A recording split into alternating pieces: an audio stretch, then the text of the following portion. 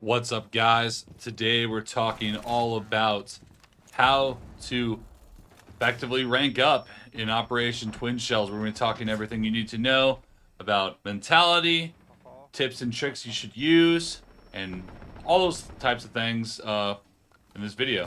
So we're just watching some gameplay while I kind of talk over and just kind of talk about some tips. So, tip number one, mentality. Don't lose your mental. You're down 0-2, 0-3, whatever it is. If you're getting mad, getting angry, you're 100% losing that game, as well as potentially losing the next 2 or 3 games. Keep your mental up. Know that you can make a difference. Look for plays, look for opportunities, and go for those plays. Too many people will focus on their kill scoreline and won't really focus on the thing that matters, which is winning the round.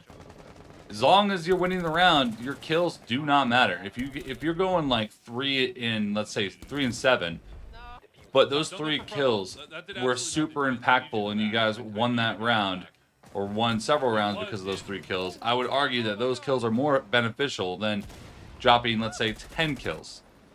And basically always dropping those 10 kills when you're in a 1v4, 1v5 where your team is getting slaughtered. Mentality. All right. Tip number 2 is kind of branching off of what I was just talking about is play impactfully. Look for opportunities to win the round. There's always going to be opportunities to win the rounds. Exploit the gaps on attack. Fill in the gaps when you're on defense. So what a gap is basically just a spot where you can maybe make a play, run through, and maybe catch somebody off guard that might not know that you're there, and you have an advantageous position. So there's always going to be gaps regardless of the skill level of players you're playing against. There's gaps in Pro League. There's gaps literally anywhere. So you just have to be able to find the gaps using your droning, using communication and everything. And, you know, it will pay off. So that's number 2. Number 3 is just overall communication. I know a lot of people on console, you know, hell, even PC, a lot of people aren't going to want to communicate.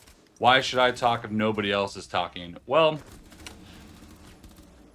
you gotta be the change that you want. If you're the one giving out a call that might win the round, hey, there's a guy on your left on the door of, let's say, tarps, you know, and that wins that round, more people are probably going to start talking. And even if they don't, at least they're listening to you and they're able to act off that.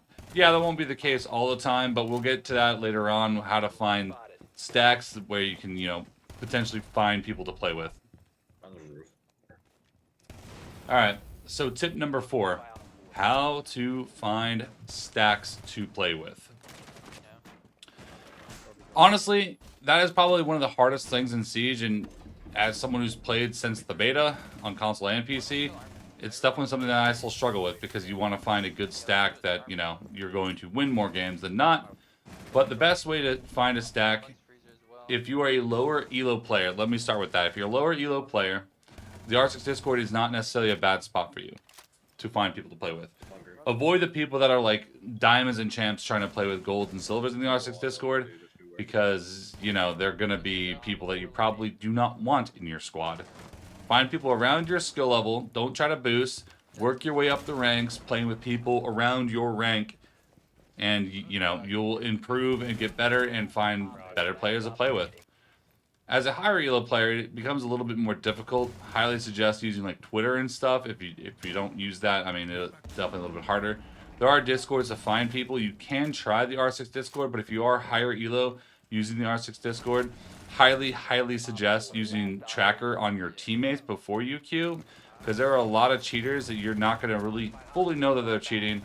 The quickest way to find that is if it's someone who's way above the skill level they've ever shown on that account out of nowhere, chances are they're probably a cheater. Probably don't want to queue with them because you're going to lose a lot of elo and, you know, when they get banned. And if you ever try to play in like TMs or anything, you know, for my TMs, we have 2,000 members on PC. We are going to not allow people that have been actively playing with cheaters. We don't like the cheating community, so.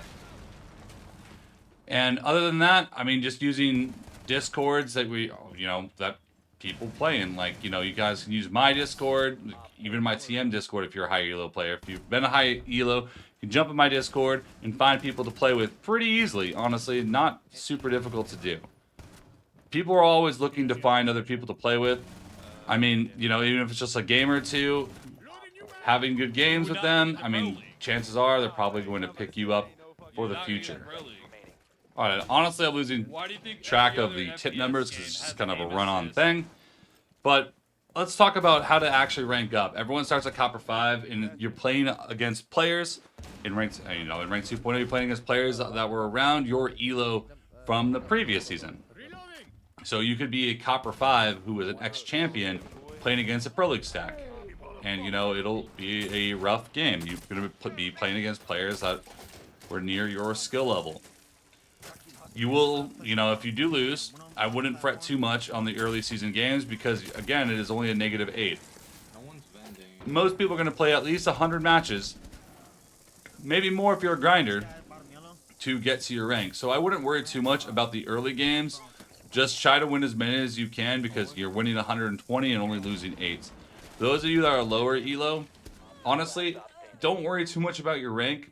Your rank will reflect how often your team has been winning. And I say team, I don't say like a solo player. Like, if you are a solo all the time, your rank is going to reflect your ability to win in solo matches. It has nothing to do with how good you are as a player. It is everything to do with how often you've been winning. That is it. So if you want to maximize your rank, you need to find stacks, which is, honestly, like we talked about, a little hard to do, but it's not impossible. Even if you can find like a duo or something, it definitely becomes a little bit more manageable. Just keep trying to find people to play with.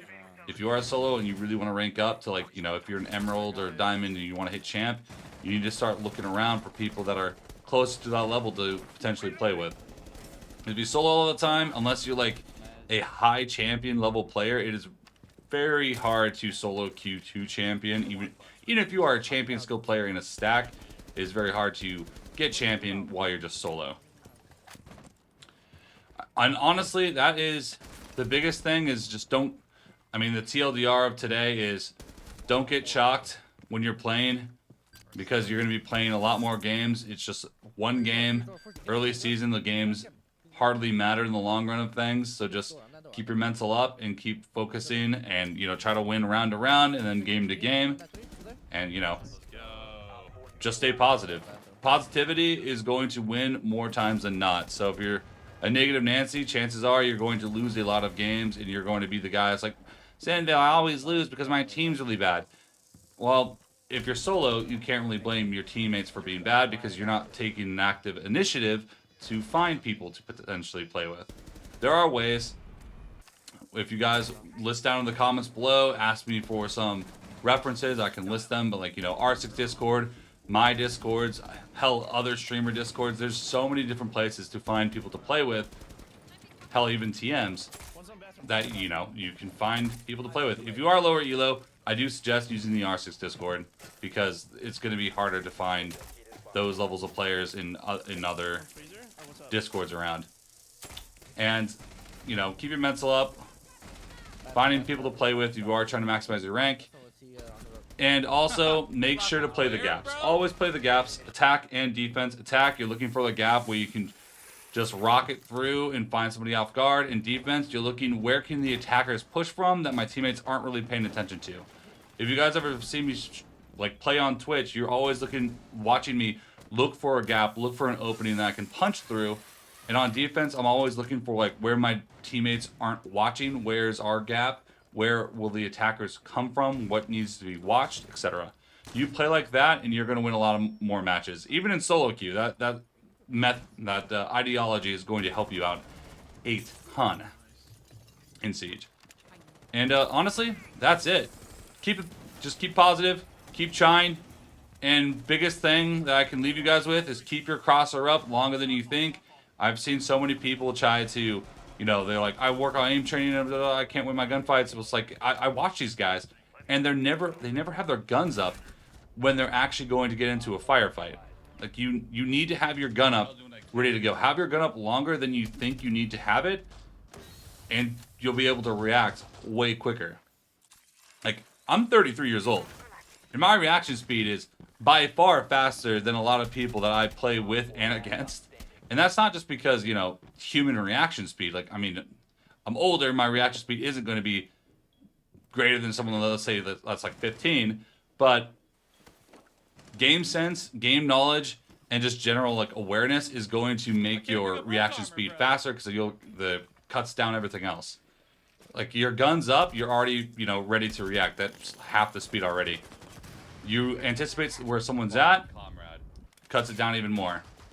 So just stay positive, keep your gun up, make sure to drone. Don't over drone and drone literally everything under the sun because you need to drone things that you are actually going to take. Make sure to communicate. And if you are trying to rank up more, make sure to look for a stack because it'll make everything so much easier. Alright guys, let's get into the end. Make sure to subscribe, drop a comment, leave a like down below for more.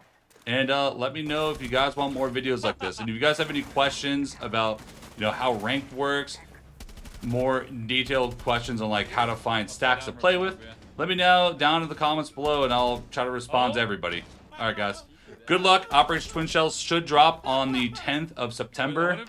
If it's already out, wish you luck. Stay positive and, you know, just keep on slaying. Alright guys, peace out. Till next time.